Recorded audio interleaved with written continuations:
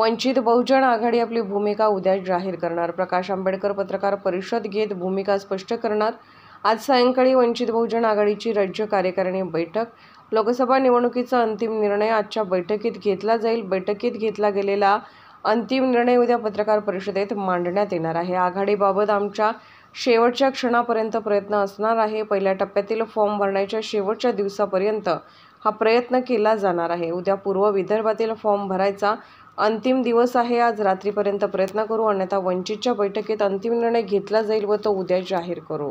वंचित बहुजन आघाडीचा आगामी लोकसभा निवडणुकीच्या संदर्भात जो काही निर्णय आहे तर तो आज संध्याकाळी राज्य कार्यकारिणीच्या बैठकीत घेतला जाणार आहे. आज संध्याकाळी वंचित बहुजन आघाडीची राज्य कार्यकारिणीची बैठक होईल. त्यात सविस्तर चर्चा होऊन निर्णय ठरेल आणि जो काही आज निर्णय आम्ही घेऊ तो उद्या सकाळी 11 वाजता अकोल्यात पत्रकार परिषदेच्या माध्यमातून आम्ही तो जाहीर करणार आहोत. आता त्या संदर्भात जे काही कम्युनिकेशन असेल किंवा जे काही असेल ते सगळं सविस्तर त्याची जी काही माहिती ती उद्या स्वतः बाळासाहेब आंबेडकर देतील.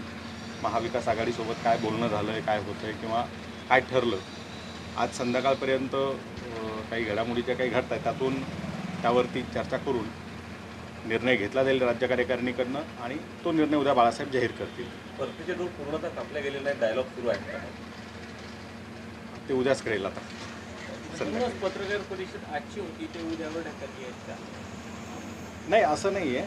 आम्ही सुरुवातीपासून हे सांगितलेलं होतं की शेवटच्या क्षणापर्यंत आम्ही आमचे प्रयत्न सुरू ठेवू. 4 पक्ष एकत्र येऊन लढतील आणि ही महाविकास आघाडी जी आहे ती इंटॅक्ट राहील यासाठी. तर शेवटचा दिवस म्हणजे कुठला, तर ज्या दिवशी फॉर्म भरण्याचा अर्ज भरण्याचा शेवटचा दिवस असतो. उद्या पहिल्या टप्प्यातलं जे मतदान होतं किंवा निवडणूक होती आहे पूर्व विदर्भातली, त्याचा उद्या शेवटचा दिवस उद्या आहे. त्यामुळे आपण उद्याच्या दिवसापर्यंत थांबतो आहे. आज रात्री आम्ही संध्याकाळी सगळे राज्य कार्यकारिणीचे सदस्य जे आहोत बसू, त्यावर चर्चा करू आणि आज संध्याकाळी निर्णय घेऊन तो उद्या सकाळी आम्ही जाहीर करू. सर्वात शेवटच्या क्षणापर्यंत जर शेवटची तारीख आहे पहिल्या टप्प्यात, एक शब्द आहे हिकेखोरपणा जो झाला तो नेमका कोणाकडून झाला, काय इतका डिले झाले? आता काय झालं, आम्ही वेळोवेळी जनतेला अपडेट देत राहिलो की बैठकांमध्ये काय होतं आहे, काय पद्धतीनं चालू आहे. जे एक चित्र रंगवलं गेलं होतं की वंचित बहुजन आघाडीमुळे जागा वाटप थांबलं आहे, तर ते खोटं होतं. ते आता सिद्ध झालेलं आहे. शेवटी आमच्यावरती ज्यावेळेला हे सगळं खापर फोडलं जायला लागलं त्यावेळेला आम्हाला माध्यमांसमोर सांगावं लागलं की यात आमचा काही संबंध नाही आहे. या 3 पक्षांचं 15 जागांवरती भांडण आहे. 10 जागांवरती शिवसेना आणि काँग्रेसचं भांडण आहे जे अजूनही सुरू आहे. 5 जागांवरती 3 पक्षांचं मिळून भांडण आहे. शेवटची बैठक म्हणून 5-6 बैठका झाल्या त्यांच्या, मात्र अजूनही तिढा यांचा सुटत नाही आहे.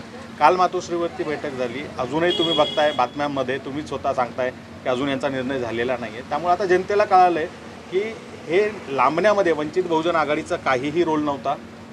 यांच्यातलेच 15 जागांचे तिढे सुटत नाही आहेत. त्यामुळे यांच्यात आपापसात वाटप होत नाही. मग वंचितला दोष देण्यात काय अर्थ आहे?